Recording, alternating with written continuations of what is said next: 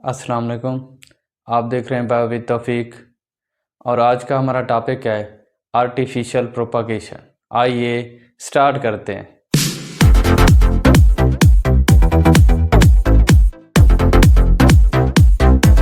हमने vegetative propagation start किया हुआ था, जिसमें सबसे पहले हमने नेचुरल वेजिटेटिव प्रोपागेशन डिस्कस किया, जिसमें प्लांट्स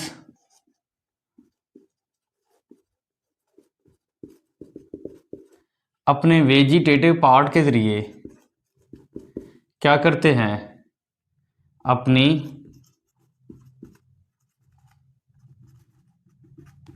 रिप्रोडक्शन कंप्लीट करते हैं, जिनमें लहसुन, अदरक और अरबी आ जाता है। अगर सीड के ज़रिए हम कोई भी प्लांट ग्रो करवाते हैं तो वो सेक्सुअल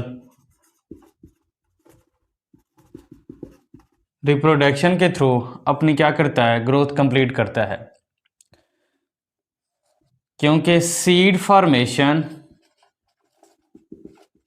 हमेशा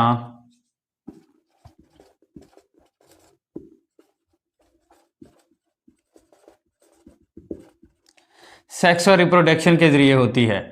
ए सेक्सुअल रिप्रोडक्शन के ज़रिए सीड फॉर्मेशन नहीं होती। अब हम आते हैं अपने मेन टॉपिक की तरफ, आर्टिफिशियल प्रोपागेशन। आर्टिफिशियल प्रोपागेशन के अंदर हमेशा ह्यूमन इंटरफेरेंस होती है, ह्यूमन का अमल दखल होता है। ह्यूमन प्लांट्स के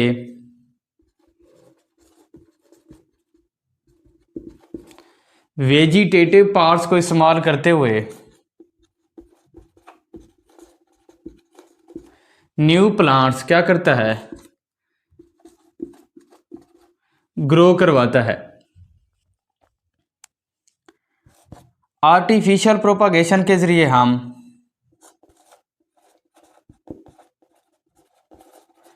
डिसायरेबल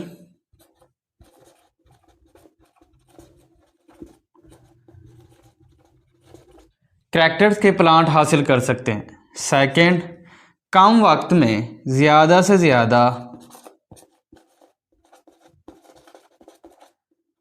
क्रॉप प्रोड्यूस कर सकते हैं।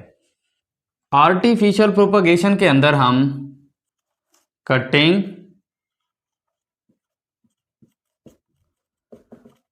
Grafting and tissue culture technique use करते हैं। फर्स्ट टेक्निक कटिंग हम डिस्कस करते हैं। कटिंग को हम आम अल्फाज में कलमकारी कहते हैं। मीन के हमें जिस प्लांट से कटिंग चाहिए या कलम चाहिए उसकी कंडीशन क्या होनी चाहिए। सबसे पहले हम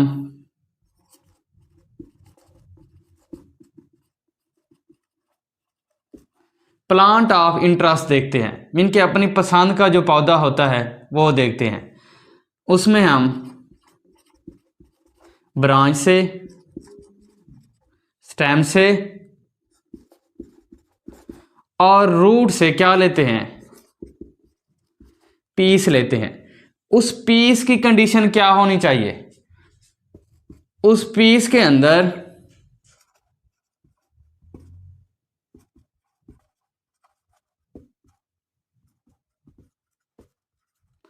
मेरिस्टेमेटिक टिश्यूज का होना लाजमी है। मेरिस्टेमेटिक टिश्यूज क्या होते हैं, ऐसे टिश्यूज जिनके ऊपर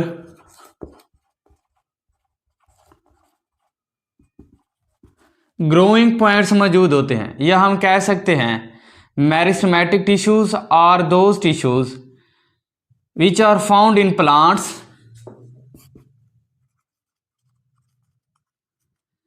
that have ability to divide। For example, जिस तरह ह्यूमंस के अंदर मसल टिश्यूज या मसल सेल्स मौजूद होते हैं, उनके पास एबिलिटी होती है टू कॉन्ट्रैक्ट। इसी तरह मेरिस्टेमेटिक टिश्यू जो प्लांट के अंदर मौजूद होते हैं, इनके पास एबिलिटी होती है या इनके पास पोटेंशियल होती है टू डिवाइड। इसी ग्रोथ के लिए जो प्लांट का पीस लेते हैं उसमें लाजमी है मेरिस्टेमेटिक रीजन होना चाहिए।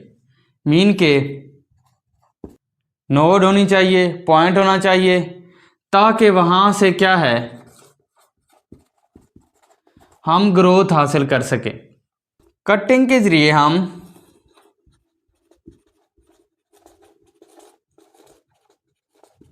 ऑर्नामेंटल प्लांट्स मीन के सजावटी प्लांट, जो हाउस होल्ड प्लांट्स होते हैं, इसके अलावा इनकी जो मेन एग्जांपल्स हैं हमारे पास roses and grape wine mean के अंगूर का पौधा जो किसके थ्रू ग्रो होता है,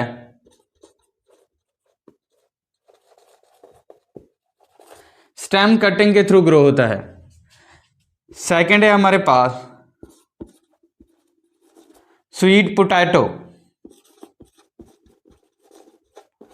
जो किसके थ्रू ग्रो होता है,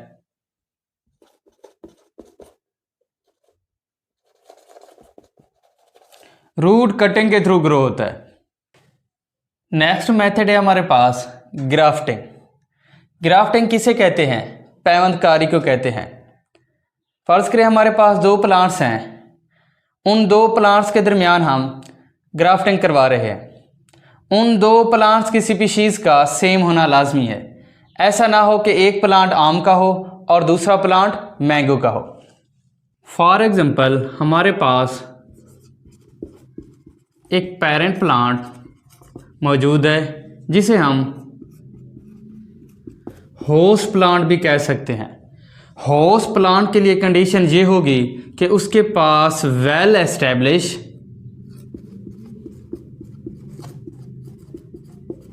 रूट सिस्टम होना चाहिए। प्लांट ऑफ इंटरेस्ट की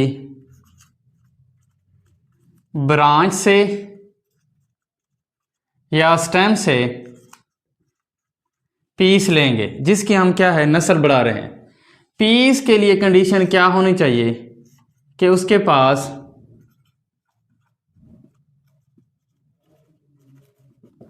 मेरिस्टेमेटिक रीजन्स होना चाहिए, मीन के ग्रोइंग पॉइंट्स होने चाहिए।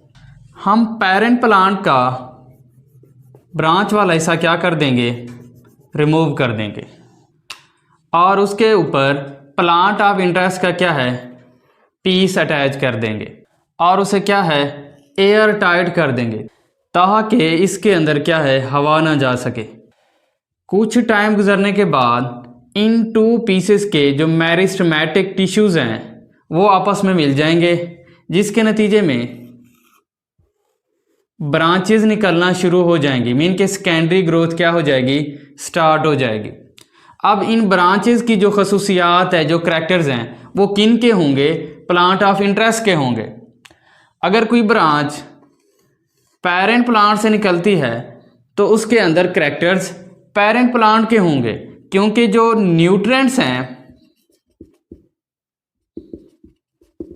वो कौन सप्लाई कर रहा है, पेरेंट प्लांट सप्लाई कर रहा है। ग्राफ्टिंग से हम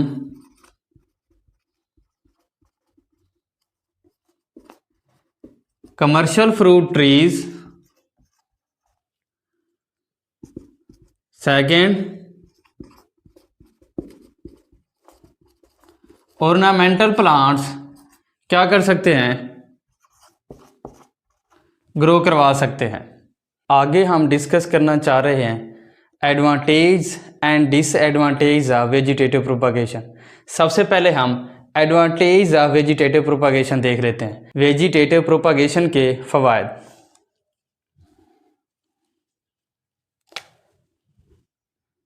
फर्स्ट है हमारे पास वेजिटेटिव प्रोपागेशन के थ्रू हम शॉर्ट टाइम में मीन के कम से कम वक्त में ज़्यादा से ज़्यादा न्यू प्लांट्स क्या कर सकते हैं, ग्रो कर सकते हैं। फॉर एग्जांपल अगर हम सीड के ज़रिए कोई प्लांट ग्रो करवाते हैं तो सीड सबसे पहले क्या है,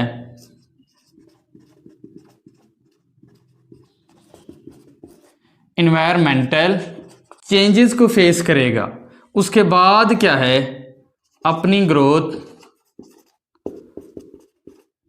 स्टार्ट कर देगा। इसी तरह ग्राफ्टिंग और कटिंग के ज़रिए जब हम प्लांट की रिप्रोडक्शन करेंगे तो कम से कम वक्त में मेरिस्टेमेटिक टिश्यू से ब्रांचेस निकलना क्या है, शुरू हो जाएंगी। आगे है वेजिटेटिव प्रोपागेशन के थ्रू जो न्यू प्लांट्स ग्रो होंगे वो क्या होंगे, जेनेटिकली आइडेंटिकल होंगे। किन के,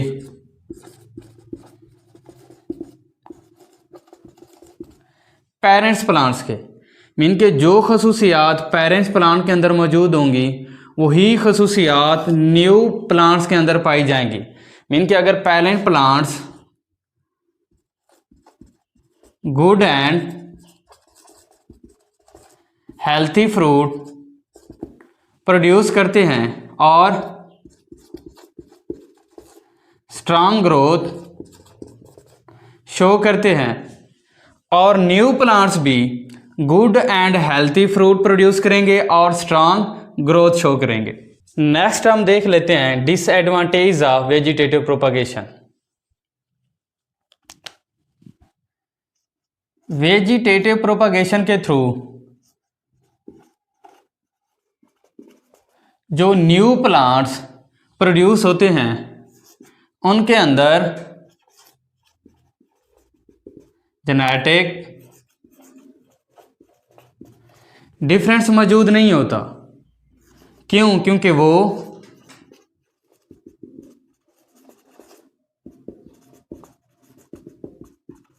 जेनेटिकली आइडेंटिकल होते हैं। किन के?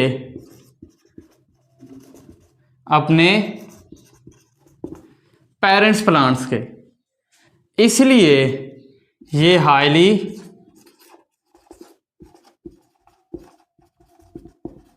सेंसेटिव होते हैं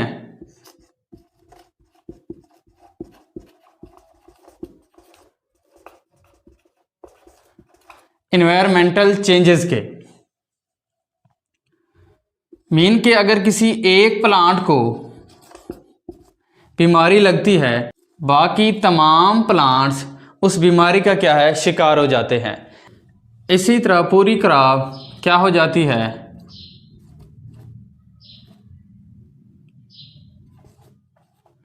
डिस्ट्रॉय हो जाती है। ये था आज का हमारा टॉपिक। मिलते हैं नेक्स्ट वीडियो में। तब तक अपना ख्याल रखिएगा और चैनल को सब्सक्राइब करना ना भूलिएगा। अल्लाह हाफिज़।